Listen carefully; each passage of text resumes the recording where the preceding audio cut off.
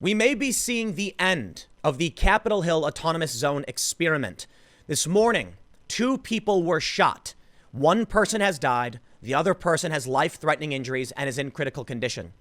According to one witness, one of these shootings, one of these attacks may have been premeditated. They said a person pulled up in an SUV with a rifle and shot one of the individuals. It may have been the person who actually died. Now, this seems kind of obvious. If you don't have police, there's no deterrent. It's almost like the purge. There's nothing stopping someone from knowing they can just show up and kill a person if they want to. This is their opportunity to do so. When we look back at historical riots, when police have called in sick, called the blue flu, there have been historical instances where individuals took the opportunity to take out rivals. Now, we don't know exactly what's going on. A lot of this information is preliminary, but according to the Seattle police, when the officers arrived to try and treat the victims, they were blocked by what they say is a violent crowd, preventing them from reaching those who had been shot. Some have argued that the only reason this man died was because the protesters refused to work with the police. According to various reports, the individuals within the autonomous zone or organized protest, whatever you want to call it, have a strict non-cooperation pact that they will not talk with the police or work with them in any way. And now we can see how this little experiment is playing out. Across the country, in various areas where police have either been disbanded, certain divisions of the police department have been shuttered, crime is on the rise. Shootings in Minneapolis. We've got in New York, shootings skyrocketing. Police across the country are resigning en masse, calling in sick, or completely demoralized. We can see what the result is when the police are just basically abolished, disbanded, or booted from certain areas. It's unsurprising then that people lose their lives. Listen, cops obviously can't stop every single crime. And one of the points they like to make at the CHAZ and other activists involved is that the police don't stop crimes in progress, but they are a deterrent effect. Police do stop some crimes while they're happening. They investigate the crimes and try and stop the people from doing it again, but they do act as a deterrent. You know that the police may be patrolling. They may be a few minutes away if you're in a big city, and thus they're there to prevent things like this from happening. And they can safely get these victims to the hospital. This is why we need emergency services. So with all of the complaints about police, we can now see what's happening. Now, in the CHAZ, in the Seattle area, local residents are starting to get fed up with this. And I think, considering what we just saw, this could be the end of CHAZ. I don't know how many people who are the hippy-dippy peaceful protesters who are chilling there are going to want to hang out when targeted hits are occurring in this zone and the police can't do anything about it. But it's also happening across the country. So let's take a look at what's going on with these police. We've got massive demoralization in Atlanta, in Washington, D.C., in New York. But let's get started with exactly what the police have said and the preliminary reports coming out of the CHAZ as to what's going on with these shootings. Before we get started, head over to timcast.com/donate if you'd like to support my work. There are many ways you can give. There is a P.O. box where you can send things. But the best thing you can do is just share this video. I'm competing with a lot of mainstream media organizations that have institutional power, massive marketing budgets, and YouTube props them up in the algorithm. If you think I do a good job, then sharing this video helps me compete with them. If you just want to watch, then click the subscribe button, the like button, the notification bell. And let's get started with reading the statement from Seattle.gov. They say, homicide investigation inside protest area. Homicide detectives are investigating following a fatal shooting that occurred early Saturday morning at 10th Avenue and East Pine Street. 1 man was declared deceased at the hospital, and another male is being treated for life-threatening injuries. On June 20th at approximately 2:30 a.m., East Precinct officers responded to a report of shots fired in Cal Anderson Park. This is inside the area referred to as the Capitol Hill organized protest. Officers attempted to locate a shooting victim, but were met by a violent crowd that prevented officers safe access to the victims. Officers were later informed that the victims, both males, had been transported to Harborview Medical Center by CHOP medics.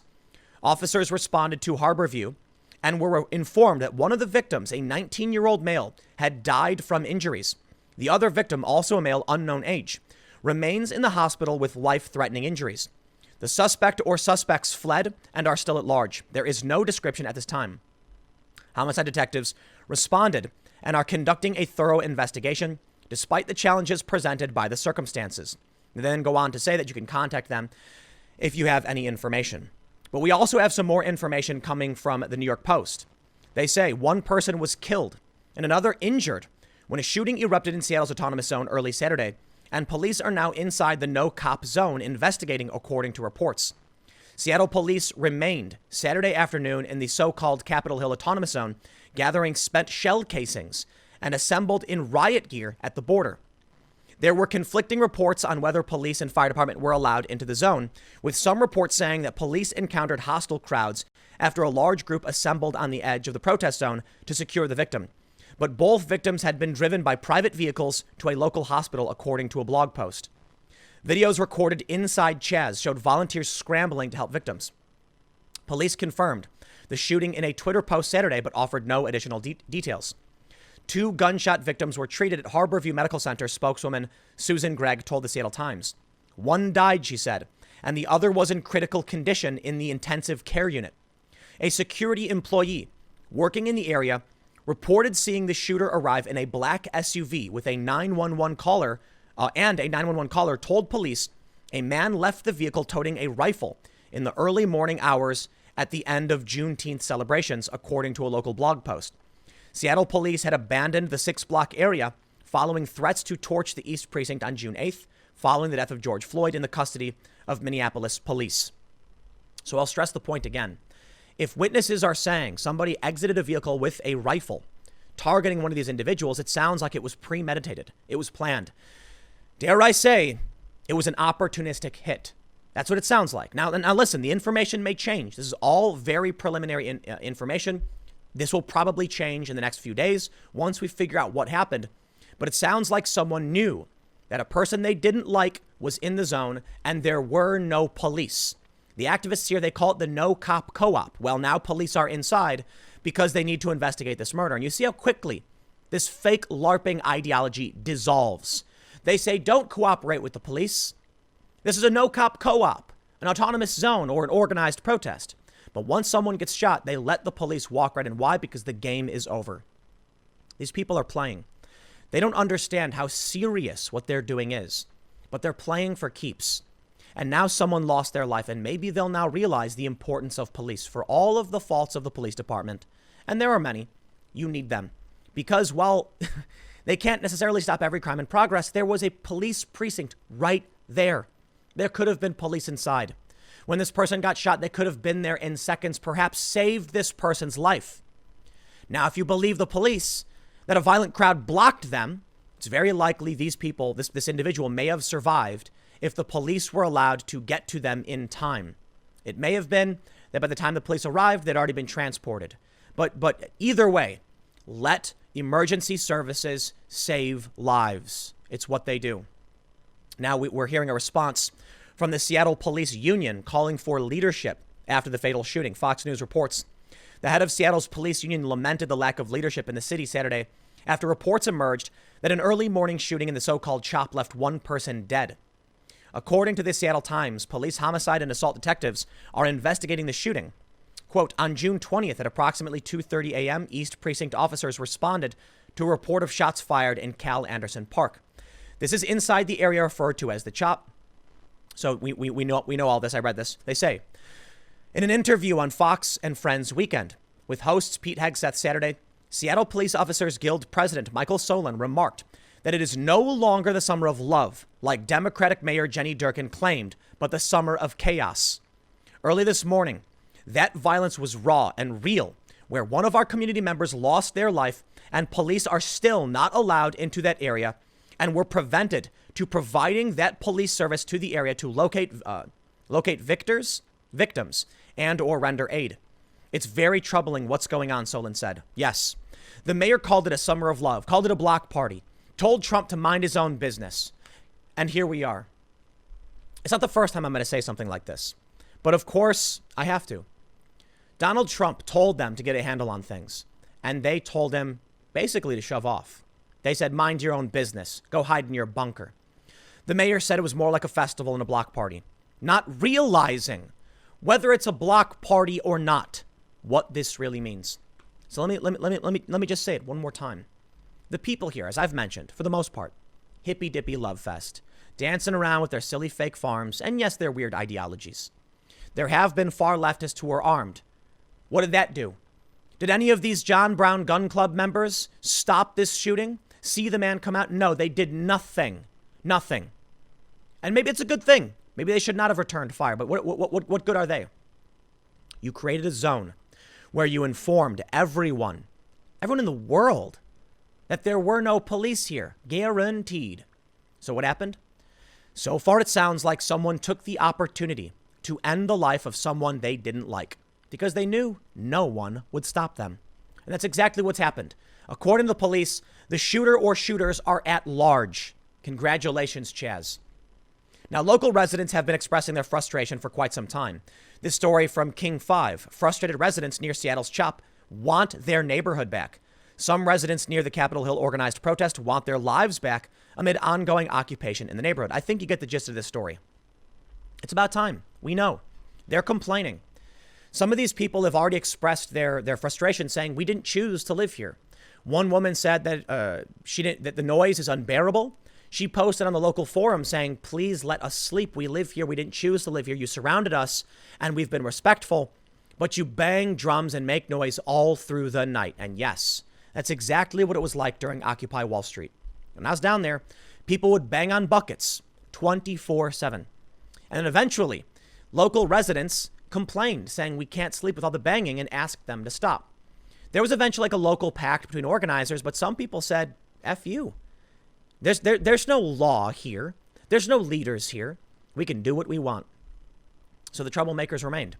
Now you've got locals who are just asking for it to stop. I can't imagine these people are feeling comfortable right now knowing that they live in a place where they're surrounded by activists. There are no police. There's noise. It's endless. And someone just died. Congratulations. Your hipster, high-end, foofy, hippie zone has become a crime-infested, lawless area of the city. This is Capitol Hill, for those that aren't familiar. This is like central Seattle, hipster, fine dining, cheese and wine.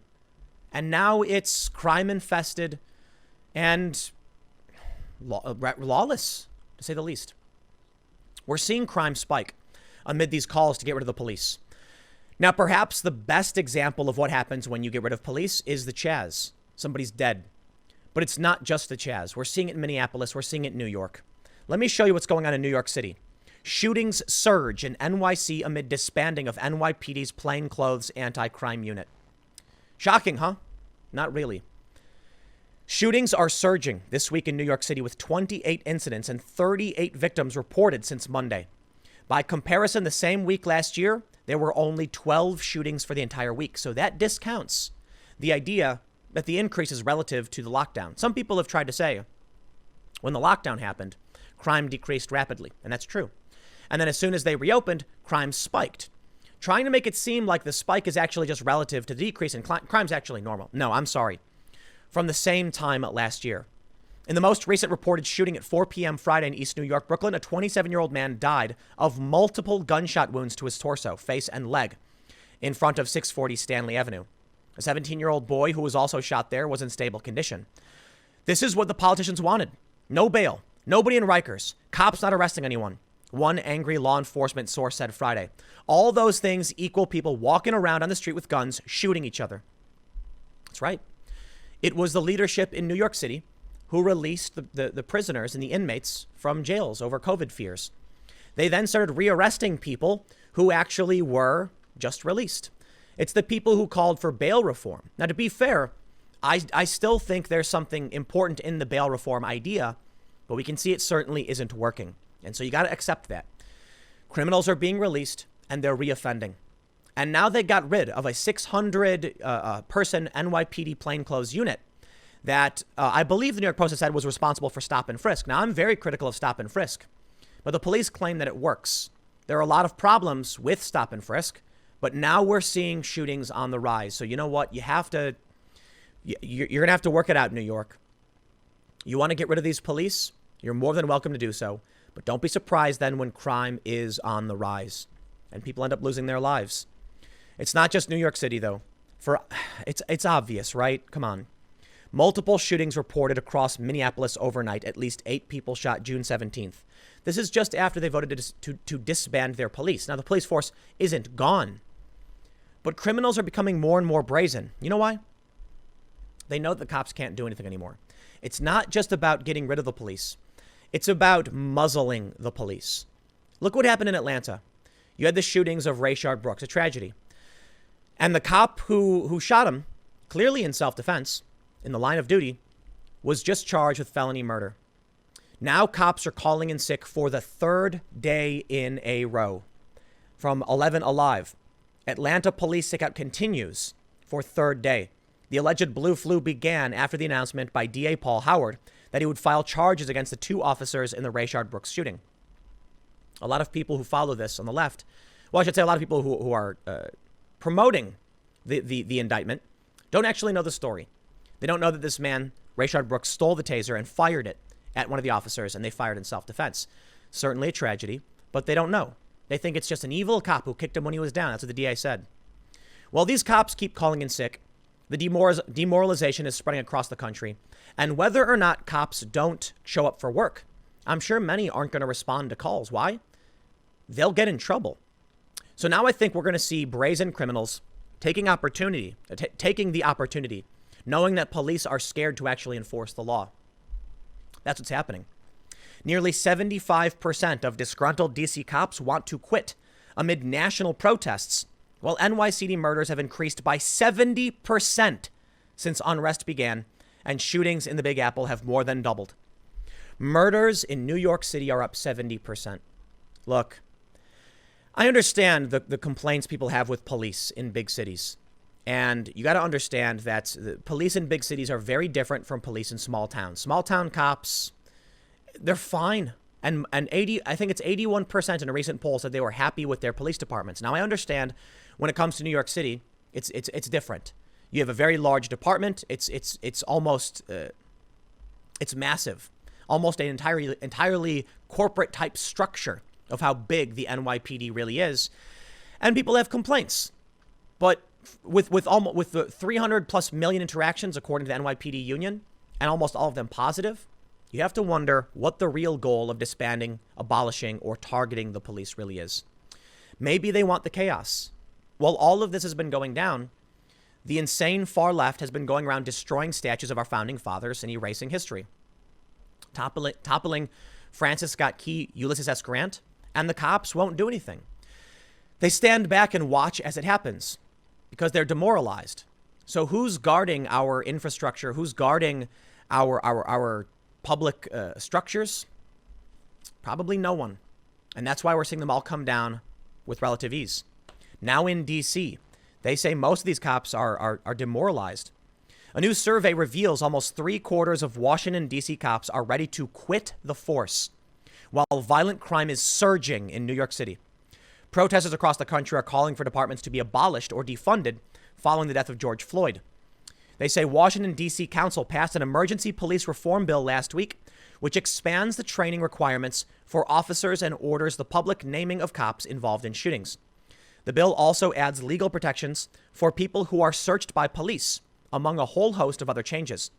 Many D.C. police officers have been left disillusioned by the bill's passing and feel as if they've been thrown under the bus by lawmakers. A D.C. police union survey of 600 cops shows that a staggering 71% of them are now considering leaving the force. Wow. I mean, that is massive. 39% of those surveyed say they are considering leaving law enforcement altogether. The poll also reveals widespread anger at lawmakers, with 98.7% of those polled saying they feel completely abandoned by the D.C. Council. Similarly, 96% of the surveyed officers, believe crime rates will rise in D.C. due to the reforms. They will. We've seen it. I'm sorry. They will. Okay. They will rise. It's already rising in New York. You just saw what happened in CHAZ. If these occupiers took their little Occupy protest, but let the police do their job, somebody would probably not have died. And this other person is in the hospital right now, and they may die as well. So I have to wonder what the true goal is. These people have spent so much of their time being addicted to social media, watching stupid rage bait police brutality videos, they forget that these are fringe moments. They are few and far between. And yes, they're tragedies. Yes, it is horrifying when someone loses their life at the hands of an officer who made serious mistakes or intentionally killed somebody. And that's why they must be held to account. And sometimes they aren't. And that calls for reform. They don't show you. If they showed you every single video of every single police interaction, you'd probably roll your eyes at half of them. A cop pulling you over saying your headlights out, that's an infraction. Okay, fine, I get it. Most of them are probably warnings. Hey, buddy, I pulled you over because your light's out. Do me a favor, just get it fixed. Sound good? All right, here's your warning. It's logged. If you get pulled over again, you'll get a ticket, but, stay safe. How many times have people had interactions with police that were fine?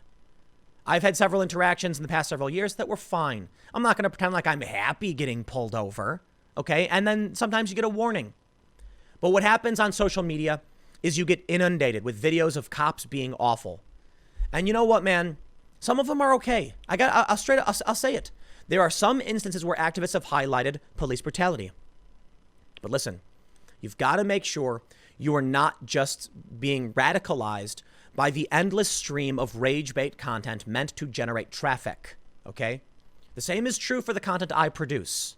That's why I always say watch other creators. Don't just come to one person for the news. I understand there's a challenge in this because I know other people don't say the same thing. Like CNN will tell you, just watch us, just watch us. And they won't tell you everything that's really going on. Listen, in the CHAZ, okay? The CHOP, they call it.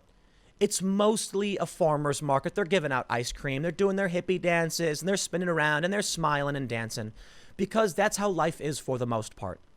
There are bad interactions with police, but they aren't the majority. They are a small fraction.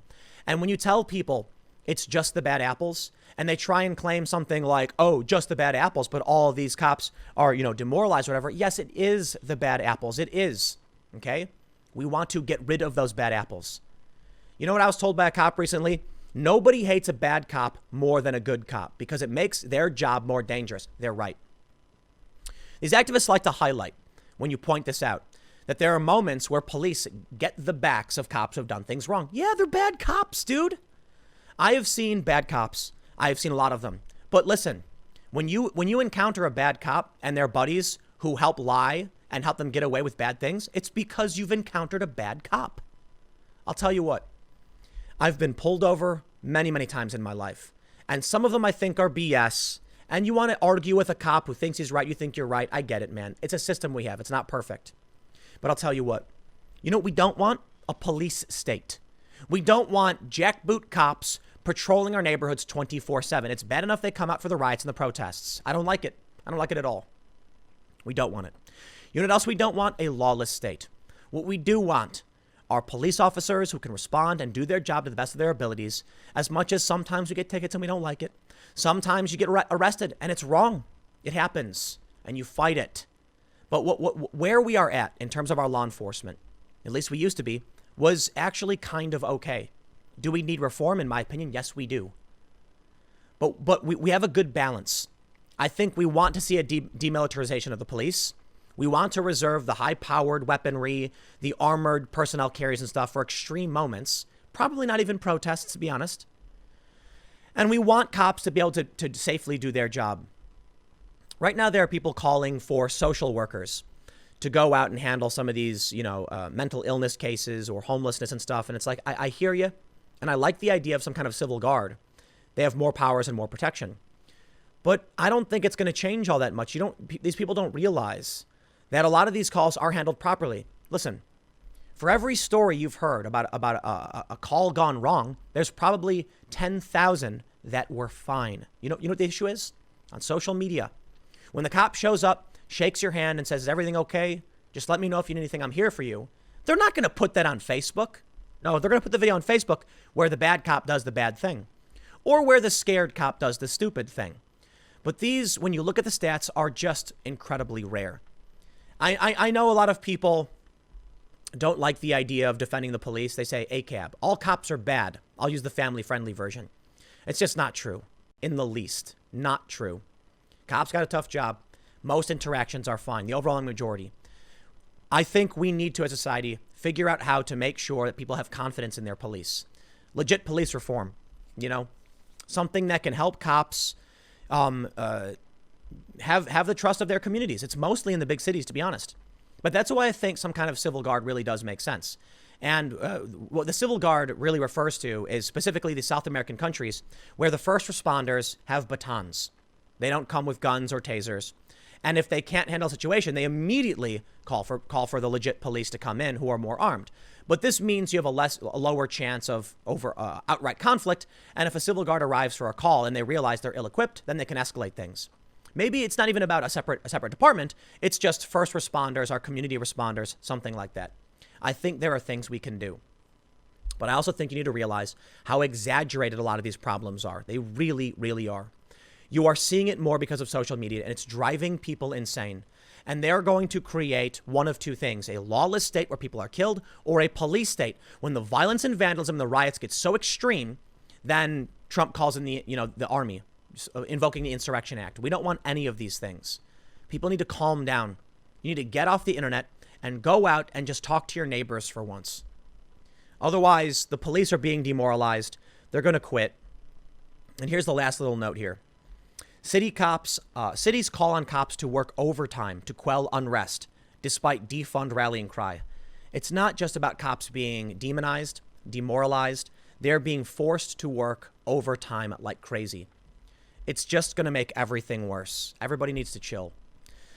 I hope the person who got shot at the CHAZ is okay. I know they're in critical condition. I hope they make it. And I hope the activists realize that, no, I'm sorry, all cops are not bad. There's maybe some cultural issues in local departments, but you're talking about big city cop culture, and you're talking specifically about the cops who do bad. So maybe there's some reform, maybe some new training programs, but we're in a tight spot right here. I think the activists are taking things too far. Police reform seems like a reasonable approach, and many police officers are demoralized just by the reform. I still think it's important. It is. And I think we want to make sure we let our local officers know we may want reform, but trust us. We want reform because we want you to feel safer. We want people to feel safer around you, and we want this to work out properly. And if we do nothing, we've got negative press going crazy and people are losing their minds. So let's figure out how we solve this problem, fix these perceptions, and bring trust back to our police. Because as much as these people don't realize, the local police departments are civilians. They live in your neighborhoods. They're your neighbors. They go to the same meetings. They vote for the same politicians. I understand big cities may be different, so let's talk about it. But this is not the answer. Things are getting worse. I'll leave it there. Next segment is coming up at youtube.com/TimCastNews at 6 p.m. And I will see you all then.